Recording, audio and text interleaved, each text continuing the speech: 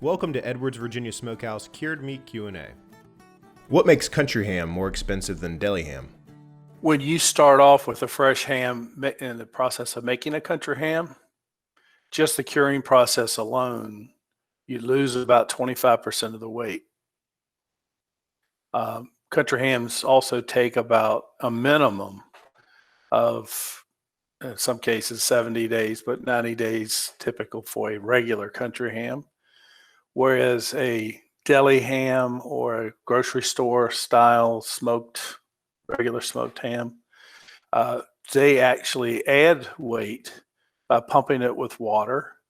So if you start off with let's say a 20-pound ham, you can literally add up to 40% additional weight. So that would be an extra 8 pounds, roughly. I think my math is right on that. To the ham.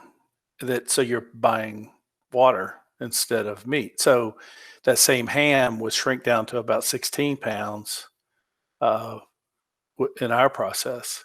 So your meat cost ends up higher, plus the fact that you've got your inventory tied up for a longer period of time. For years, country ham people tried to compete with that category of ham and tried to keep the price point close, which is one of the reasons why, in my opinion, there's less than 20 country ham producers left in this country because they couldn't compete, and a lot of them ran themselves out of business because the margins were so thin. Now people are beginning to understand that country hams in a lot of ways are like the imported European style hams, prosciutto and serrano hams, which people are perfectly willing to pay prices in excess of 10, 15, 20, as high as $50 a pound for, where in the past, people were looking at country hams and trying to compare them to regular Packer ham. So I think it's a good thing that we now are being compared with European style hams. I hope that people now recognize that the curing processes that we're using are very similar to that style ham and are willing to pay a higher price and not trying to compare us to the water added pumped hams. Right. Yeah. As Sam said, it really comes down to cure method, ingredients, and age. When you start looking, and it's a lot like many other products out there.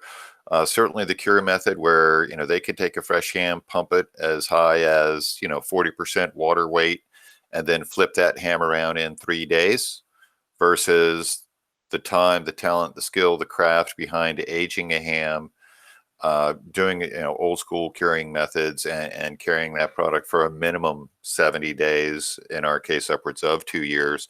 I think it's always important to look at the ingredient statement. Say if you look at a country ham, a dry cured country ham, you'll find pork, salt, and then whatever possible antimicrobial, whether it's sodium nitrate or celery or whatever the case may be. When you look, we kind of had this conversation about bacon. Always look at the ingredient statement, and you will find water in the ingredient line. Water's cheaper than pork, especially with what we're seeing out in the markets right now. And and another, a good analogy to think about from the time aspect, just the time that it does take. Think about great bourbons. Are any really good quality distilled Scotch bourbons along those lines? There's a reason those cheap bourbons cost what they cost. There's a reason that a 21-year aged Pappy Van Winkle costs what it costs. And it really does kind of go to the same aspect with a country ham. The longer the age, the more developed the flavor becomes, the more time it's just that ongoing cycle. And I think a lot of people will just look and say, well, a ham is a ham is a ham.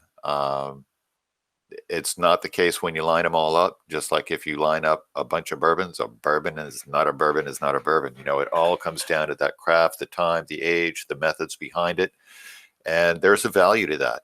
And I think that value certainly comes through in the flavor. And I think a lot of both of our customers, as well as our chefs out there, truly appreciate the value behind that flavor profile that it brings.